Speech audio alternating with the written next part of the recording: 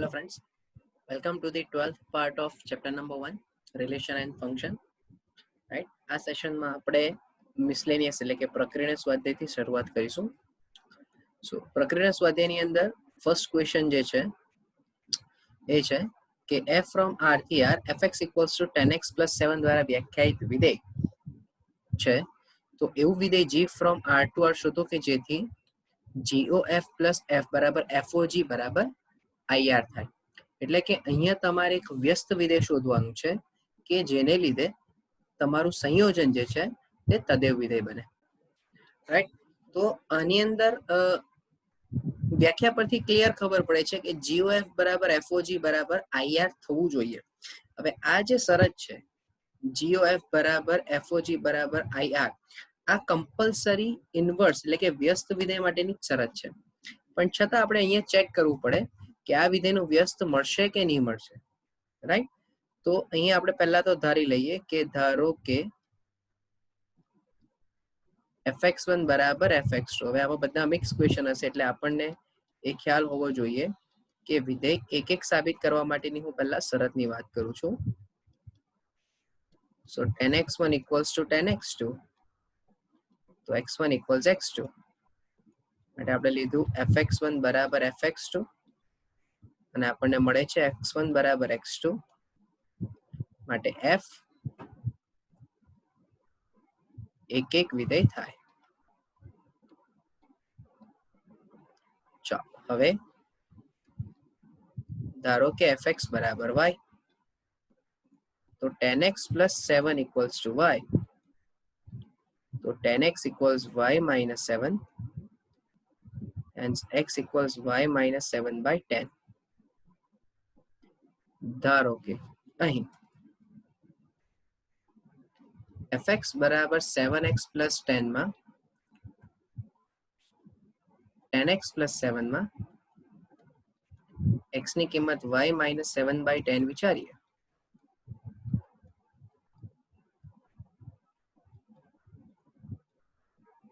સો અહીંયાથી આ 10 10 cancel, y minus 7 plus 7. સો આપણે એવું કહી શકીએ કે f of y minus 7 by 10 બરાબર y હોવાથી f વ્યાપ્ત વિધેય થાય. બરાબર? તો આ જે તમને અહીંયા મળ્યું એટલે માટે g of y એટલે આપણે એવું કહી શકીએ કે માટે f નું વ્યસ્ત વિધેય અથવા તો પ્રતિવિધેય અસ્તિત્વ ધરાવે કે જેથી કે જે વિધેય હશે તે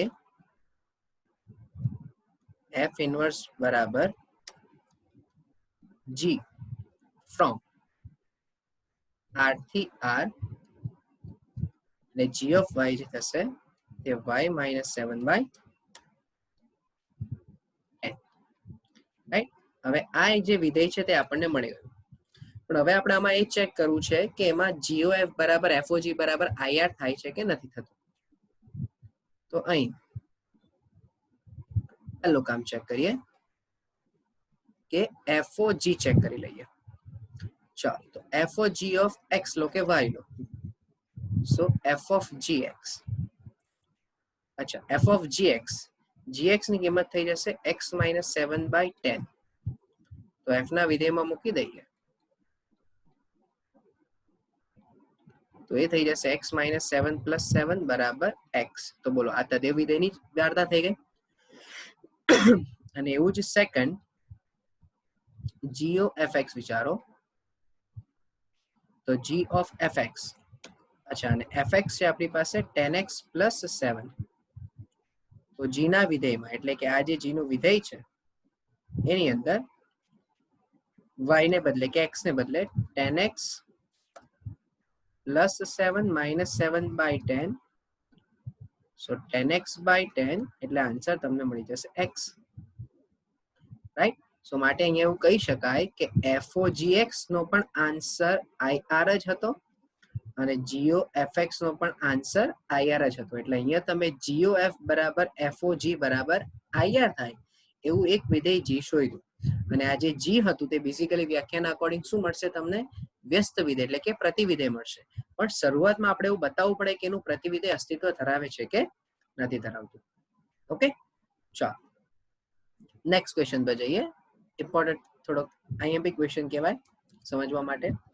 જો અહીંયા સમજવાનું એ છે કે W એ પૂર્ણ સંખ્યાઓનો ગણ છે. W એ પૂર્ણ સંખ્યાઓનો ગણ છે. F from W to W n અયુગ્મ માટે એટલે પહેલા તો આપણે એવું લખી દઈએ F from W to W. અચ્છા, પૂર્ણ સંખ્યાઓ એટલે આવી કહેવાય કે જેમાં ધન પૂર્ણાંક સંખ્યા અને 0 આવતું હોય. એટલે આપણે તમને ખાલી સમજવા માટે એવું લખી દઉં અહીંયા કે પૂર્ણ સંખ્યા હોલ નંબર સેટ, આવું તમે 10મા ધોરણમાં ભણ્યા હો. W ની અંદર 0 1 2 3 ડોટ અપ ટુ ઇન્ફાઇનાઇટ, એટલે બીજી ભાષામાં n યોગ 0 પણ કહી શકાય. ઓકે, ચાલો તો F જે છે તે W થી W પર વ્યાખ્યાયિત છે અને Fn બરાબર બે પાર્ટમાં ડિવાઈડ થાય છે. n-1 કે જ્યારે n ઓડ હોય અને n+1 જ્યારે n ઇવન હોય. હવે બહુ ધ્યાનથી સમજવાનું છે કે સાબિત કરો કે F એ વ્યસ્ત સંપન્ન છે અને એમાં તમારે F નો વ્યસ્ત પણ શોધવાનો છે. તો વ્યસ્ત સંપન્ન છે એવું શોધવા માટે પહેલા આપણે એ ચેક કરવું પડે કે વિધેય એકક અને વ્યાપ્ત છે કે નહીં. હવે જો તમને ધ્યાન હોય તો આવા પ્રકારના ક્વેશ્ચનમાં એકક અને વ્યાપ્તને સાબિત કરવા માટે આપણે સૌથી પહેલા તો 3 કેસ લેવા પડે. તો હું પહેલા એકકની વાત કરું. સૌથી પહેલું આપણે જે પહેલો પાર્ટ લખીશું તે આપણે એકકને સાબિત કરવા માટે લખીશું. ઓકે, તો જો અહીંયા ધ્યાન, પહેલો કે ધારો કે n1 અને n2 ઓડ છે, તો ધારી લઈએ કે fn1 બરાબર fn2, અથવા તો ધારવાની વાત આપણે આવી રીતે લખી લઈએ. જુઓ કે પહેલા કેસમાં n1 અને n2 અયુગ્મ એટલે કે ઓડ હોય અને એમાં ધારી લઈએ કે ધારો કે fn1 બરાબર fn2. So n1 - 1 equals to n2 - 1 એટલે કે n1 બરાબર n2 માટે fn1 બરાબર fn2 ઇમ્પ્લાઇઝ n1 બરાબર n2 અને આપણે રિઝલ્ટ 1 કહી દઈએ. નંબર 2, n1 અને n2 બંને ઇવન લઈ લઈએ. સો ધારો કે fn1 બરાબર fn2 એટલે n1 + 1 ઇક્વલ્સ ટુ n2 + 1, તો ઇમ્પ્લાઇઝ n1 બરાબર n2 માટે આપણે fn1 બરાબર fn2 લીધું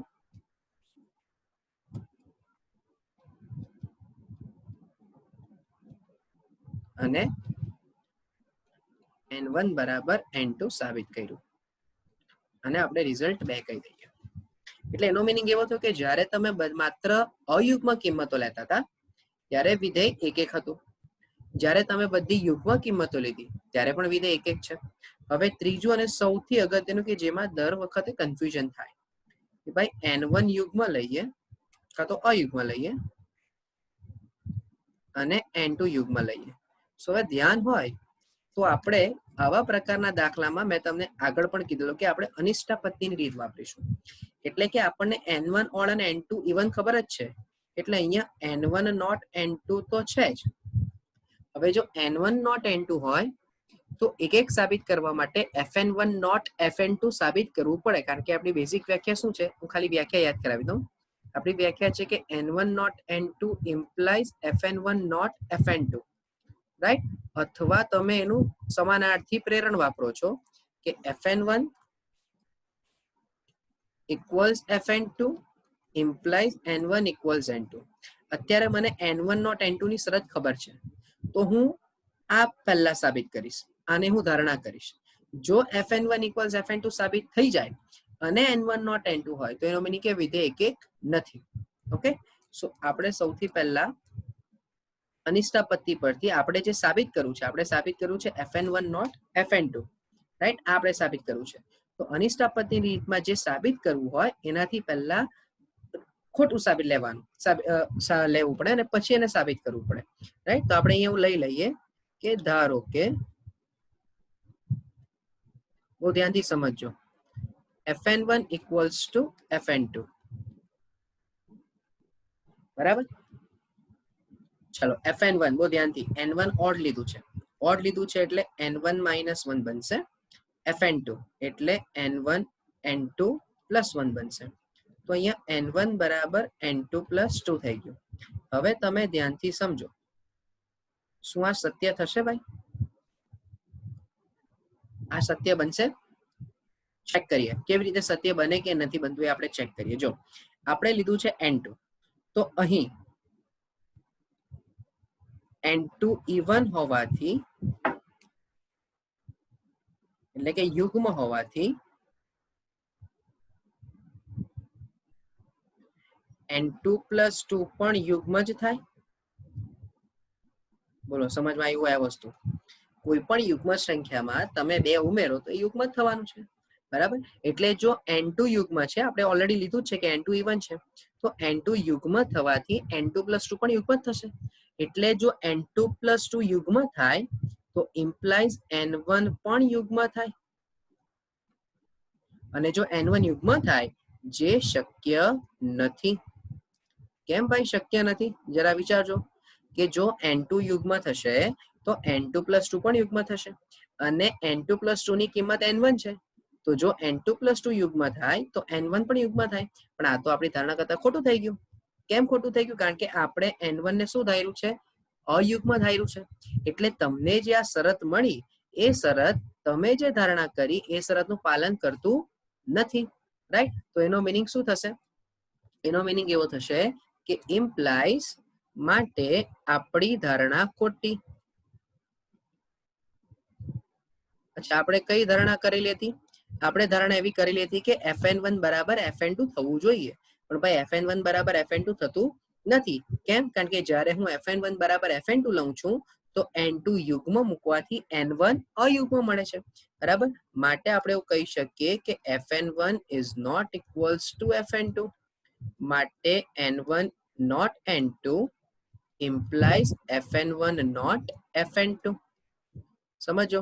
તો માટે પરિણામ 1, 2 અને 3 પરથી આપણે 100% કહી શકીએ કે પ્રત્યેક n1 n2 belongs to w માટે n1 not n2 implies fn1 not fn2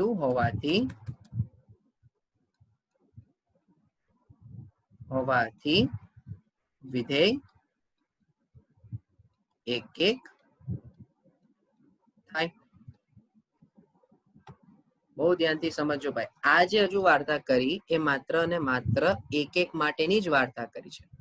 હવે તમે સમજો, હવે તમે પાછું એક વખત વિધેયને ધ્યાનથી સમજો તો n-1 જ્યાં n અયુગ્મ માટે હતું અને n+1 જ્યાં n યુગ્મ માટે હતું.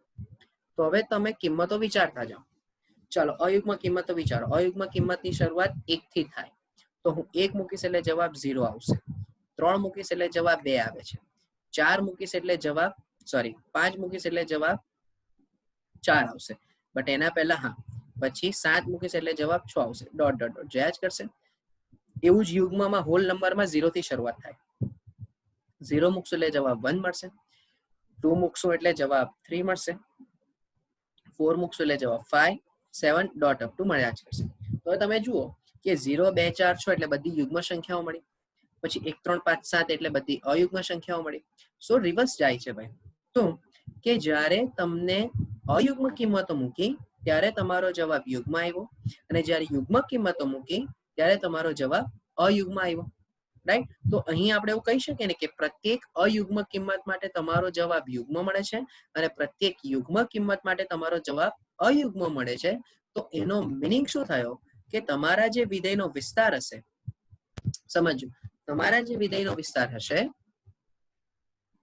તો અહીં આપણે એક સ્ટેટમેન્ટ લખી દઈએ કે અહીં ફોર ઓલ n, તો આપણે સ્ટેટમેન્ટ વાઇઝ લખી દઈએ કે અહીં પ્રત્યેક યુગ્મ કિંમત માટે fn અયુગ્મ તથા પ્રત્યેક અયુગ્મ કિંમત માટે fn યુગ્મ હોવાથી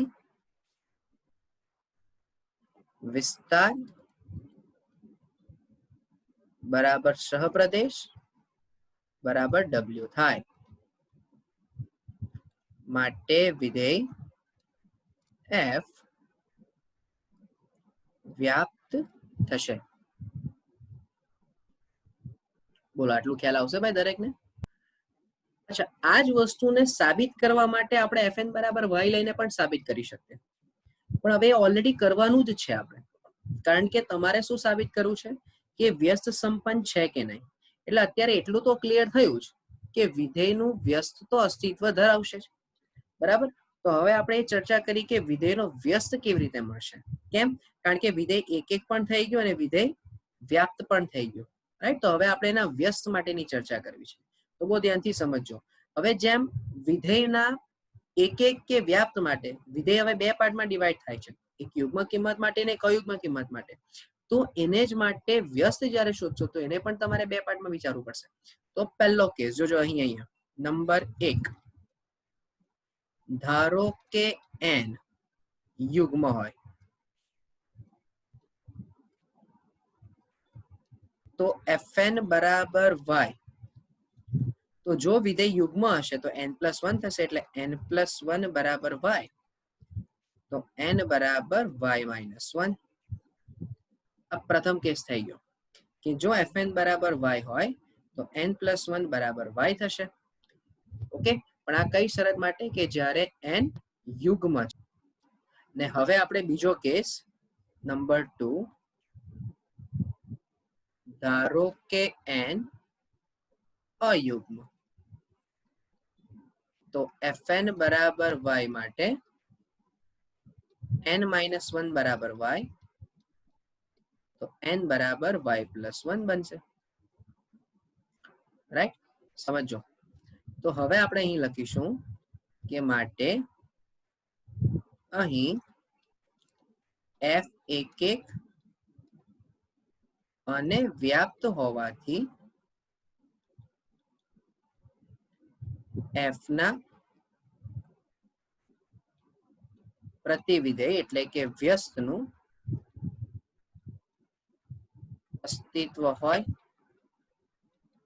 કે જેથી જી ફ્રોમ, હવે બોલો યાદ કરો વ્યાખ્યા, કે જો કોઈ f a થી b પર વ્યાખ્યાયિત હશે તો એનું પ્રતિવિધેય b થી a પર વ્યાખ્યાયિત હતું, રાઈટ. તો જો f w થી w પર વ્યાખ્યાયિત હોય તો g પણ w થી w પર જ વ્યાખ્યાયિત હશે.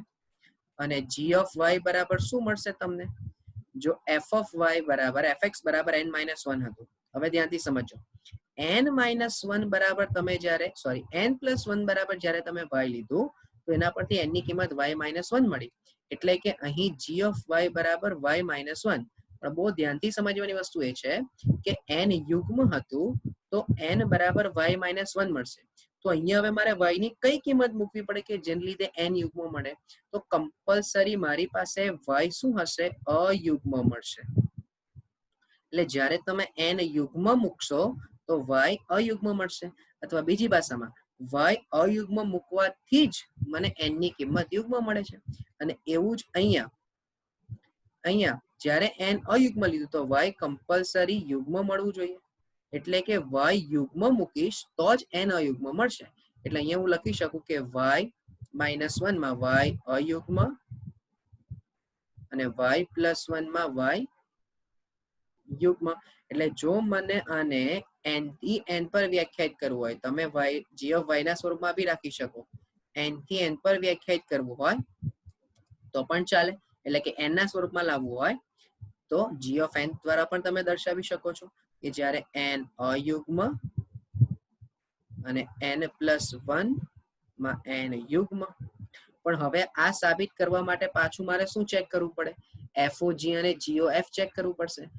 તો વ્યસ્ત સંપન્નને સાબિત કરવા માટે FOG ને GOF સાબિત કરવું પડશે અને એને માટે હવે અહીંયા ધ્યાન જોજો ફરીથી થોડોક લાંબો દાખલો બનશે અને એટલે જ માટે મેં વ્યાપ્ત માટે સીધું સ્ટેટમેન્ટ વાઇઝ કરી દીધું.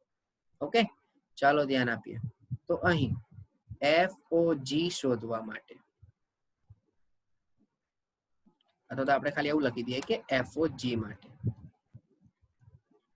ચાલો FOG W થી W પરનું જ વિધેય બનશે એટલે f of g of n.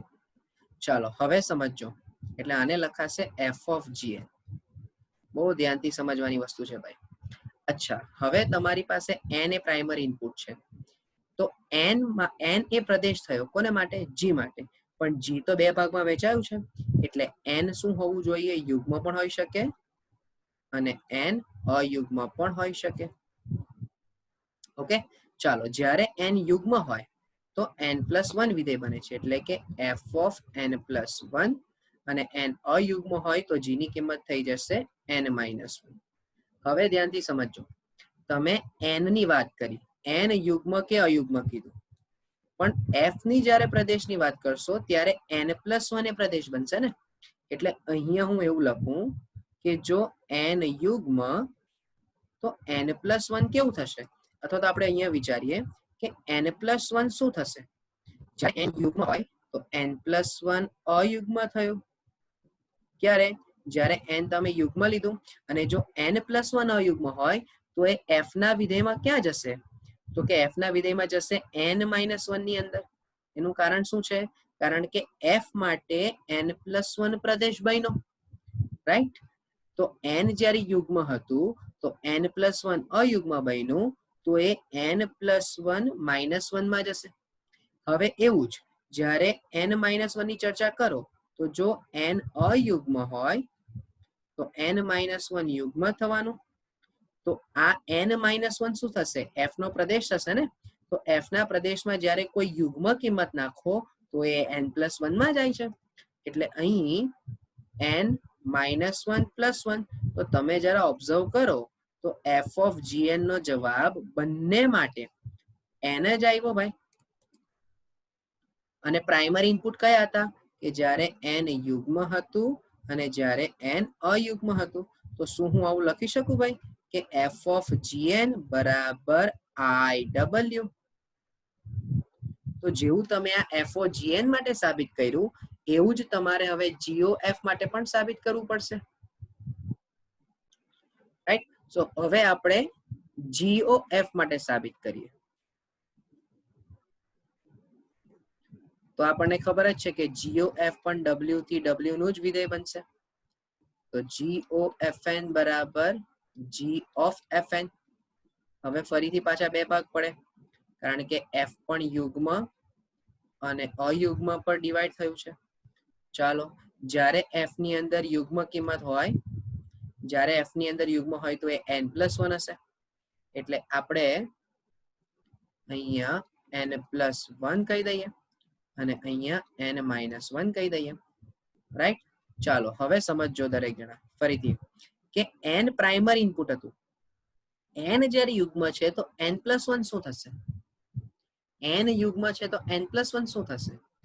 તો n+1 અયુગ્મ થાય. ક્યારે? જ્યારે n યુગ્મ હતું. અચ્છા, હવે તમારા માટે n જે છે એ પ્રાઇમરી ઇનપુટ થયું. એ જે કિંમત નાખી એ કિંમત તમે f માં મૂકી. f નો જે જવાબ આવ્યો n+1 એ કોનું ઇનપુટ થશે? g નો. હવે આ જે કિંમત આવી n+1 એ કેવી છે? અયુગ્મ છે. તો g ના વિધેયમાં અયુગ્મ કિંમત શેમાં જાય છે? n-1 માં જાય છે. જો ધ્યાનથી જોજો આ વિધેય, g ના વિધેયમાં અયુગ્મ કિંમતો n-1 માં જશે. એટલે કે મારે n+1 અને -1 લખવું પડે. એ જ વસ્તુ જ્યારે n અયુગ્મ હોય તો n-1 યુગ્મ થશે. ક્યારે? જ્યારે n અયુગ્મ હોય ત્યારે. અને આને તમારે શેમાં મૂકવાની? તો કે n+1 માં મૂકવાની. તો ધ્યાનથી સમજજો, તો n-1 અને +1, તો આમાં પણ બંનેનો જવાબ n જ આવ્યો ભાઈ. પણ જ્યારે ક્યારે જ્યારે પ્રાઇમરી ઇનપુટ તરીકે યુગ્મ અને અયુગ્મ હતું. તો અહીં હું GOFN ને પણ IW કહી શકું ભાઈ. તો માટે GOFN બરાબર FOGN બરાબર IW હોવાથી F નો વ્યસ્ત F ઇન્વર્સ બરાબર G થાય, જ્યાં G બરાબર શું હતું ભાઈ, જ્યાં G of n બરાબર શું હતું, તો G of n બરાબર જે હતું એ તમારો ફાઇનલ આન્સર થશે n-1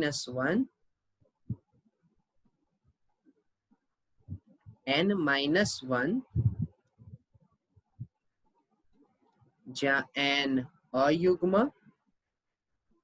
અને n+1 જ્યાં n યુગ્મ. પણ જો આપણે નજર કરીએ ને ભાઈ તો આજ તો આપણો સવાલ છે n-1 જ્યાં n અયુગ્મ અને n+1 બરાબર યુગ્મ. તો અહીં એવું કહી શકાય કે માટે f નો વ્યસ્ત બરાબર f પોતે જ થશે. એટલે કદાચ એવું પણ સાબિત કરવાનું કહે ને કે સાબિત કરો કે f ઇન્વર્સ બરાબર f, તો પણ જવાબ સાચો. જો ઘણો લેન્ધી દાખલો છે, પહેલા તો આખો દાખલો તમને એક સાથે નહીં જ પૂછાય, કોઈ પણ એક જ વસ્તુ પૂછાય, ક્યાં તો એક એક વ્યાપ્ત સાબિત કરો, રાઈટ, અથવા તો એવું કહી દે કે એક એક વ્યાપ્ત છે જ તો એનું વ્યસ્ત શોધો. બરાબર, હોપ કે આ પોઈન્ટ સમજમાં આવ્યો હોય. હું સમજી શકું છું થોડો લેન્ધી દાખલો છે, એક કરતા વધારે વખત આને જોજો, થોડીક સમજવાની ટ્રાય કરજો, ડેફિનેટલી સમજમાં આવશે. બહુ સિમ્પલ વસ્તુ કરી છે. એક વખત આપણે રિવાઇઝ કરી જઈએ શું કર્યું છે. જો પહેલા તો વિધેય બનાવી દીધું આપણે, એ વિધેયના બે ભાગમાં ડિવાઈડ કર્યું, યુગ્મ અને અયુગ્મ માટે, રાઈટ. ત્યાર પછી એક એક સાબિત કરવા માટે કમ્પલસરી જો વિધેય યુગ્મ અયુગ્મમાં ડિવાઈડ થયું હોય તો આપણે 3 કેસ લેવા પડે, જેમાં પહેલા કેસમાં આપણે બંને અયુગ્મ લીધા, બીજા કેસમાં આપણે બંને યુગ્મ લીધા, ત્રીજો કેસ સૌથી અગત્યનો કે જેમાં એક યુગ્મ અને એક અયુગ્મ આવે છે. બરાબર, એમાં આપણે અનિષ્ટાપત્તિની રીત લીધી, કારણ કે મને n1 નોટ n2 તો ખબર જ છે, તો n1 નોટ n2 ની સામે કમ્પલસરી fn1 નોટ fn2 આવવું જ જોઈએ, રાઈટ. તો આપણે અનિષ્ટાપત્તિમાં જે સાબિત કરવાનું છે એનાથી રિવર્સ કેસ લેવાનો, એનાથી ઊંધું લેવાનું. એટલે આપણે fn1 = fn2 લીધું અને એવું સાબિત કર્યું કે આ વસ્તુ શક્ય બનવાની નથી, એટલે કે આપણી ધારણા ખોટી થશે, રાઈટ. એટલે fn1 નોટ fn2 જ થવાનું છે. તો ત્રીજા કેસ પરથી પણ એવું ખ્યાલ આવી જાય છે કે વિધેય એક એક છે જ. હવે વ્યાપ્ત વિધેય માટે આપણે શું કર્યું, આપણે સીધી કિંમત મૂકીને ચેક કરી અને એક સ્ટેટમેન્ટ લખ્યું કે અહીં પ્રત્યેક યુગ્મ કિંમત મૂકવાથી fn નો જવાબ અયુગ્મ મળે છે, તથા પ્રત્યેક અયુગ્મ કિંમત મૂકવાથી fn નો જવાબ યુગ્મ મળે છે. માટે તમામ યુગ્મ અયુગ્મ અને 0 ની બાકીની સંખ્યાઓ મળી જ જશે. માટે વિસ્તાર બરાબર સપ્રદેશ બરાબર w થાય છે, રાઈટ. માટે વિધેય વ્યાપ્ત છે. હવે જો વ્યસ્ત સંપન્ન શોધવું છે તો એના માટે મારે કોઈ એક વિધેય g વ્યાખ્યાયિત કરવું પડશે કે જેના દ્વારા FOG બરાબર GOF બરાબર I થાય. તો એ g વિધેયને વ્યાખ્યાયિત કરવા માટે આપણે fn બરાબર y ને કરતા બનાવ્યું, y લેવું પડે. હવે એમાં પણ પાછી બે શરત, કેમ, કારણ કે યુગ્મ અને અયુગ્મ બે માટે કિંમત શોધવાની. તો આપણે પહેલી શરત લીધી કે n યુગ્મ છે, એના પરથી આપણે n ને કરતા બનાવીને તમને કિંમત મળી y-1. હવે બહુ ક્લિયર પોઈન્ટ છે કે જો n યુગ્મ હોય તો y ની કિંમત મારે કમ્પલસરી અયુગ્મ જ લેવી પડશે. એવું જ n અયુગ્મ હોય તો y ની કિંમત મારે યુગ્મ જ લેવી પડે, રાઈટ. તો એક સ્ટેટમેન્ટ મેં લખી દીધું. બેઝિકલી આ સ્ટેટમેન્ટ તમે પહેલા લખો તો બી ચાલે કે f એ એક અને વ્યાપ્ત હોવાથી f ના પ્રતિવિધેયનું અસ્તિત્વ હશે, બરાબર. f ના પ્રતિવિધેયનું અસ્તિત્વ હોય આવું તમે સ્ટેટમેન્ટ આગળ લખી દો તો પણ ચાલે. મેં અહીંયા એટલે લખ્યું છે કારણ કે કન્ટિન્યુટી રહે કે f ના વિધેયનું પ્રતિવિધિનું અસ્તિત્વ હોય કે જેથી g from w to w g of y બરાબર y-1 જ્યાં y અયુગ્મ અને y+1 જ્યાં y યુગ્મ. ઓકે, હવે મેં જે નીચે લખ્યું છે g from w to w g of n, એ તમે નહીં લખો તો બી ચાલે, લખો તો બી ચાલે, એનાથી કોઈ ફરક પડતો નથી. મેં જસ્ટ માત્ર y ના બદલે n ના ફોર્મેટમાં વિધેય લખ્યું છે. જો હવે આ સાચું વિધેય છે, આ પ્રતિવિધેય છે જે આપણે શોધ્યું છે, તો એને માટે FOG અને GOF નો જવાબ I થવો જોઈએ અને એની જ આપણે અહીંયા સાબિતી આપી છે, રાઈટ. હવે એમાં જે સાબિતીમાં FOG of n છે એને માટે n યુગ્મ. હવે આમાં પણ કેમ બે ભાગ લેવાના?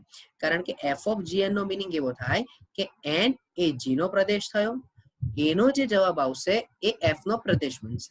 હવે g ઓફ n માં n પણ પાછું યુગ્મ અને અયુગ્મમાં ડિવાઈડ થયું હોય, એટલે આપણે બે પાર્ટ લીધા, યુગ્મ માટે અલગ અને અયુગ્મ માટે અલગ. જ્યારે n યુગ્મ હોય તો n+1 કેવું બનશે? અયુગ્મ. એટલે n+1 જે છે તે f માટે પ્રદેશ બની ગયો. એટલે f ના વિધેયમાં તમારે એવી જગ્યાએ n+1 મૂકવાનું કે જેને માટે અયુગ્મ કિંમત એક્સેપ્ટ થતી હોય, રાઈટ? અને એવું જ તમારા યુગ્મ માટેની વાત છે. સો એના પરથી આપણને ખ્યાલ આવ્યો કે FOG નો જવાબ તો આ જ આવે છે, કારણ કે બંને માટે યુગ્મ લખો છો કે અયુગ્મ લખો છો, બંને માટે જવાબ તો n જ મળે છે. અને સેમ વે તમે GOF માટે ચેક કર્યું અને એના પરથી ખ્યાલ આવ્યો કે f ઇનવર્સ બરાબર જ g છે. પણ ફર્ધર સ્ટડીમાં એવું ખ્યાલ આવી ગયો તમને કે g ઓફ n જે છે તે બેસિકલી f જ છે.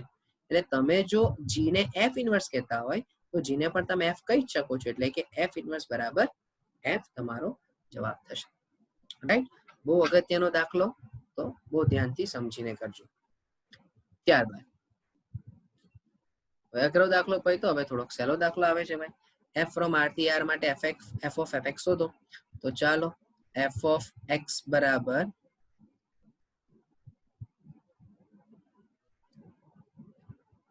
ચાલો સૌપ્રથમ fx ની કિંમત છે x² - 3x + 2. એટલે f ના વિધેયમાં x ને બદલે, હવે x ને બદલે x² - 3x + 2 આખાનો square -3 × x² - 3x + 2 અને +2.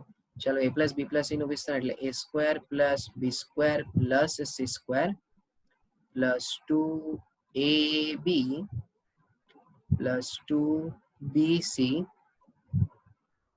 અને +2ac -3x² + 9x - 6 અને +2. એટલે x ની 4 ઘાત + 9x no square +4 - 6x no cube -3 × 6 = 12x + 4x no square -3x² + 9x and -4.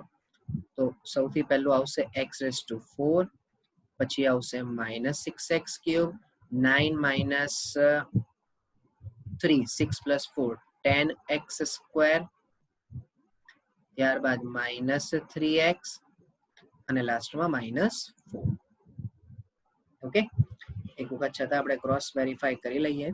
a² + b² + c² + 2ab + 2bc + 2ac -3x² + 9x -6 અને +2. Okay, ચાલે, right? બહુ easy question છે. Then after again important question ભાઈ, આ પણ બહુ જ અગત્યનો ક્વેશ્ચન. ચાલો જોઈએ. સાબિત કરો કે વિધેય f ફ્રોમ r થી, વિધેય આપ્યું છે f from r to x belongs to r, જ્યાં -1 થી 1 ની વચ્ચે જ છે, એટલે r to -1 to 1 આવું લખી શકાય. fx બરાબર x/1 + mod x. જો મેં તમને આગળ જ કીધું કે 3 વસ્તુ પૂછે એવા બહુ ઓછી શક્યતા. અહીંયા પણ જુઓ, તમારે ખાલી એવું જ સાબિત કરવું છે કે એક અને વ્યાપ્ત છે કે નહીં. ઓકે, ચાલો બહુ ધ્યાનથી સમજીએ. સૌથી પહેલા અહીંયા માનાંક દેખાય છે ભાઈ. હવે માનાંક દેખાય એટલે આપણે કમ્પલસરી વિધેયને 3 ભાગમાં વહેંચવું જ પડે, રાઈટ? કયા 3 ભાગમાં વહેંચશું? તો કે પહેલો ભાગ >0, બીજો ભાગ =0 અને ત્રીજો ભાગ <0. હવે ઓલરેડી આપણને આ કોન્સેપ્ટ ખબર જ છે કે જ્યારે તમે >0 લો છો તો માનાંકનો જવાબ ધન થશે, એટલે x/1 + x, 0 આગળ 0 અને ઋણ આગળ x/1 - x. ઓકે, સો ચાલો અહીંયા પણ હવે 3 ભાગ લેવા પડે. તો પહેલો વિકલ્પ કે ધારો કે x1 અને x2 બંને જ >0, કે x1 પણ >0 અને x2 પણ >0. ચાલો તો ધારી લઈએ કે ધારો કે fx1 = fx2, તો x1/1 + x1 = x2/1 + x2. ચાલો, એટલે કે implies x1 x2 plus x1 equals to x1 x2 plus x2. તો બંને બાજુથી x1 x2 કેન્સલ એટલે x1 બરાબર x2 માટે fx1 બરાબર fx2 implies x1 બરાબર x2 તમને મળ્યું અને પરિણામ 1 કહી દઈએ. ચાલો બીજી શરતમાં શું તો કે x1 લેસ ધેન 0 અને x2 પણ લેસ ધેન 0 લઈ લઈએ. તો ધારો કે fx1 બરાબર fx2 તો implies x1 upon 1 minus x1 બરાબર x2 upon 1 minus x2. તો x1 minus x1 x2 બરાબર x2 minus x1 x2. so implies આમાં પણ x1 બરાબર x2 આવી ગયું માટે fx1 બરાબર fx2 implies x1 બરાબર x2. આ પરિણામ નંબર 2 થઈ ગયું. ત્રીજા પરિણામમાં શું કરીશું તો કે ત્રીજા પરિણામ માટે x1 લેસ 0 લઈ લઈએ અને x2 ગ્રેટર 0 લઈ લઈએ. સો બોલો અહીંયા આપણને ક્લિયર જ ખબર છે કે x1 નોટ x2. હવે પાછું યાદ કરાવું જે આપણે આગળના દાખલામાં કહ્યું કે જો x1 નોટ x2 ખબર જ છે તો આપણે સાબિત કરવું પડશે fx1 નોટ fx2. એના માટે આપણે શું કરીશું અનિષ્ટાપત્તિની રીત વાપરીશું. તો ધારી લઈએ આપણે કે ધારો કે fx1 બરાબર fx2. જો સમજો આપણે સાબિત કરવું છે fx1 નોટ fx2 પણ આપણે ધારીએ છીએ fx1 બરાબર fx2 અને આને આપણે ખોટું સાબિત કરીશું. ઓકે ચાલો જુઓ હવે x1 તમે ઋણ લીધું એટલે x1 upon 1 minus x1 અને x2 upon 1 plus x2. ચાલો એટલે x1 વત્તા x1 x2 બરાબર x2 ઓછા x1 x2. એટલે આનાથી x2 ની કિંમત તમને મળશે x1 plus 2x1 x2 બરાબર. ચાલો તો x2 બરાબર બંનેમાંથી x1 કોમન લઈ લઈએ તો અંદર બચશે 2 1 plus 2x2. તો ભાઈ જરા ધ્યાનથી વિચારો ને તો x1 ની કિંમત મળે 1 by 1 plus x2 by 2 plus x2. અહીં x2 તમને ધન લીધું છે તો ભાઈ પ્રત્યેક x2 ગ્રેટર ધેન 0 માટે હવે ધ્યાનથી સમજો તો બોલો અંશમાં x2 છે એટલે ધન થઈ ગયું છેદમાં 1 plus 2x2 છે એટલે છેદ પણ ધન થઈ ગયો. તો આ જે આખું પદ છે માટે x2 ના છેદમાં 1 plus 2x2 greater than 0 implies x1 પણ greater than 0 જ મળે જે શક્ય નથી. કેમ શક્ય નથી ભાઈ કારણ કે આપણે શરત લીધી છે x1 લેસ 0 ની. તમે જો fx1 બરાબર fx2 લાવો છો એના પરથી તમને જે આ રિઝલ્ટ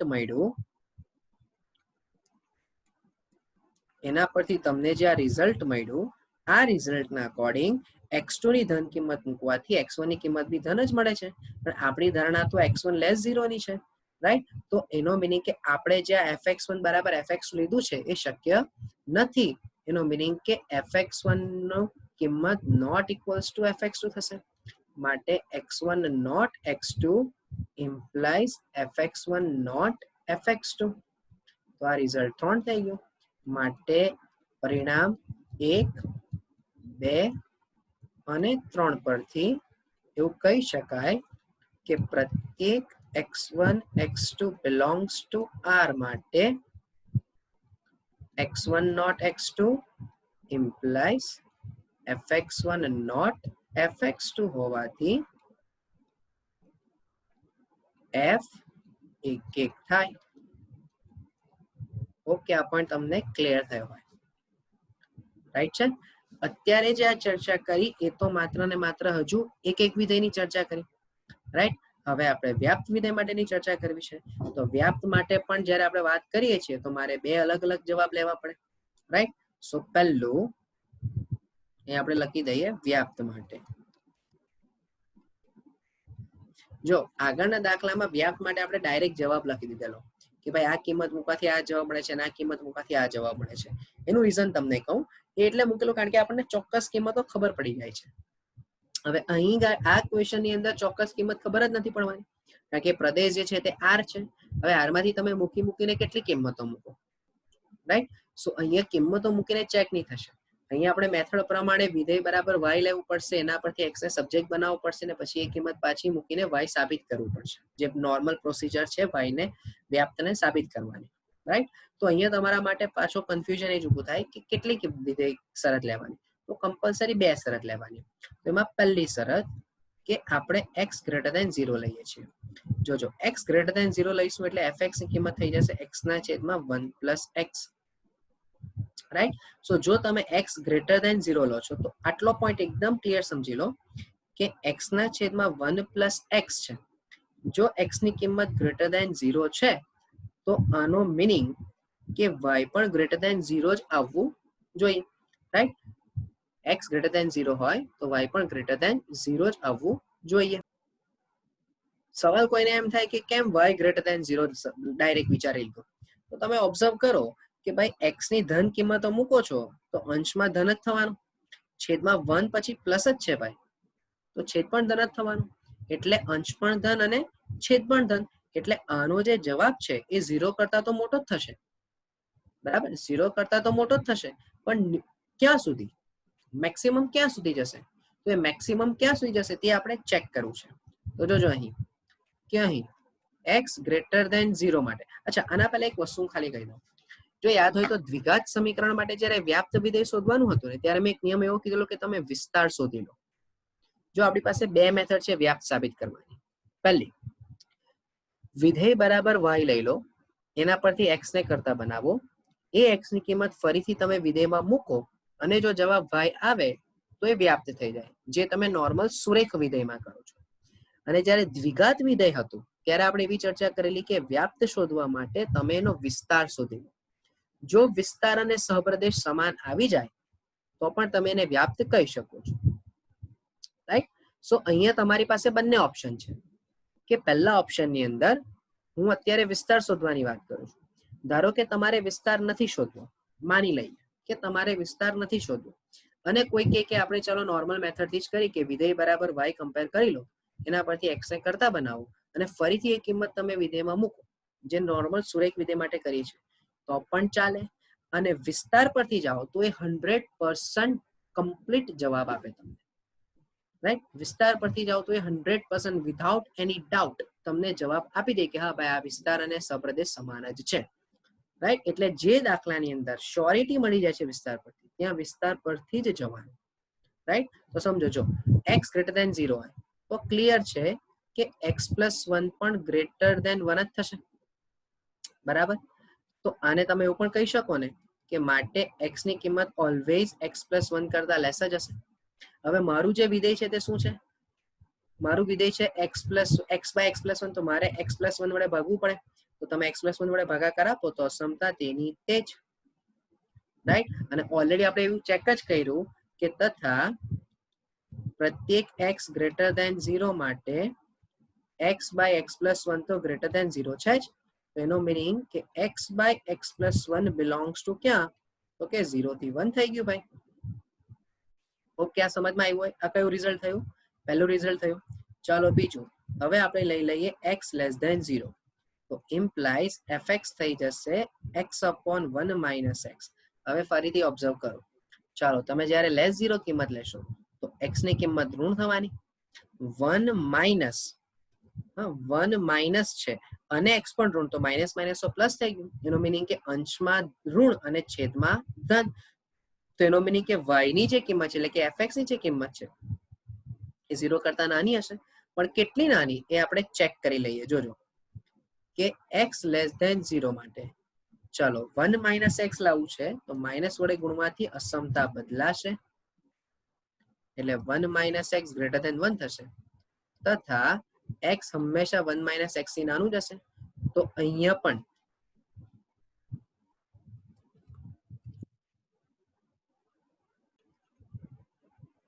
અચ્છા, એટલે x less than 1 minus x તો થવાનું જ છે કમ્પલસરી, કારણ કે x ઋણ છે અને 1 માઇનસ x ગ્રેટર ધેન 0 છે. હવે હું એમ સિમ્પલ વસ્તુ કહું કે અંશમાં તમે કોઈ બી ઋણ કિંમત મૂકો અને છેદમાં 1 કરતા મોટી કિંમત મૂકો, બરાબર? અંશમાં 0 કરતા નાની કિંમત મૂકો અને અંશ છેદમાં 1 કરતા મોટી કિંમત મૂકો. તો અને પાછી ત્રીજી શરત એવી છે કે x ની કિંમત હંમેશા 1 - x થી લેસ જ થશે. તો એનો મીનિંગ શું સમજ્યા તમે કે compulsory x upon 1 - x belongs to શું થશે તો કે -1 થી 0 જ આવવાનું છે. કન્ફર્મ. કોઈ બી રેન્ડમ વેલ્યુઝ પણ તમે મૂકીને ચેક કરો x ની કે જે લેસ ધેન 0 હોય. તમે 2 મૂકો, 3 મૂકો, 4 મૂકો, તમને એવો ખ્યાલ આવી જ જશે કે કોઈ પણ ઋણ કિંમત -1, -2, -3, -4, -5, -1/6, -5/7 કોઈ પણ વોટ એવર નેગેટિવ વેલ્યુઝ તમે મૂકશો તો 1 - x જે છે એ x કરતા મોટું જ બનશે. એટલે જે રેશિયો છે એ 0 થી નાનો જ બનશે. બરાબર. પણ ઋણ બાજુ બનશે એટલે -1 તરફ જતો જશે કારણ કે નેગેટિવ બને છે. નોર્મલી જો x પણ ધન હોય તો જેમ આપણે આગળના કેસમાં જોયું, આ જે કેસ જે હતો એમાં આપણે જોયું કે ગ્રેટર ધેન 0 બન્યો પણ મેક્સિમમ ક્યાં સુધી 1 સુધી. તો એવું જ અહીંયા કે x પોતે લેસ ધેન 0 છે એટલે જવાબ તો ઋણ તરફ જ જશે પણ મેક્સિમમ ક્યાં સુધી જશે, મિનિમમ ક્યાં સુધી જશે, સોરી -1 સુધી જશે. તો હવે તમને એવું ખ્યાલ આવ્યો કે આ રિઝલ્ટ 2 છે. અને ત્રીજું કે જ્યારે x બરાબર 0 મૂકો છો ત્યારે ઓલરેડી y બરાબર fx બરાબર તો 0 જ બને છે, રાઈટ. તો આપણે એવું કહી શકીએ ને કે માટે 1, 2 અને 3 પરથી આપણે એવું કહી શકીએ ને કે વિધેયનો વિસ્તાર f નો વિસ્તાર બરાબર -1 થી 1 અને આ જ શું હશે તમારો સહપ્રદેશ પણ હશે. માટે f વ્યાપ્ત થાય. જો આ મેથડ નહીં કરવી હોય તો શું કરશો તે પણ હું કહી દઉં ખાલી. તો શું કરવાનું, તો તમે આ જે fx લાવ્યા આને તમારે ઇક્વલ્સ ટુ y કહેવાનું. આના પરથી તમારે x ને કરતા બનાવવાનું એટલે તમને y ના સ્વરૂપમાં સમીકરણ મળશે. એને ફરીથી તમારે આ વિધેયમાં મૂકવાનું અને જવાબ શું લાવવો જોઈએ, y આવવો જોઈએ, જે આપણે આ સ્વાધ્યાયના પહેલા જ દાખલામાં સુરેખ માટે કરેલું હતું તે. અને સેમ વે બીજી શરતમાં આપણે એવું સાબિત કરવાનું. આ જે બીજો કેસ લીધો છે તેને માટે આ જે વિધેય આવ્યું એના બરાબર y લેવાનું અને એના પરથી x ને કરતા બનાવીને જે સમીકરણ મળે તેને પાછું વિધેયમાં મૂકી દેવાનું. ઓકે, સો આ સેશનમાં આપણે આટલું જ રાખીએ. નેક્સ્ટ સેશનમાં આપણે નેક્સ્ટ ક્વેશ્ચન થી સ્ટાર્ટ કરીશું એટલે ઓલમોસ્ટ આપણે નંબર 5 નેક્સ્ટ સેશનમાં. ઓકે, કઈ પણ ડાઉટ હોય સો કોમેન્ટ બોક્સમાં લખો. બહુ ઇમ્પોર્ટન્ટ ક્વેશ્ચન્સ કર્યા છે આજે આપણે, જે 3 માર્ક્સમાં પૂછાવા લાયક છે. ધ્યાનથી જોજો, નહીં ખ્યાલ આવે તો એકાદ બે વખત ફરીથી જોજો. સ્ટીલ નથી ખ્યાલ આવતો સો યુ કેન કોન્ટેક્ટ મી. એમ તો ખ્યાલ આવી જ જશે, કોઈ વાંધો નથી, સિમ્પલ બેઝિક કોન્સેપ્ટ છે. Okay, so thank you from my side for this session. Bye bye.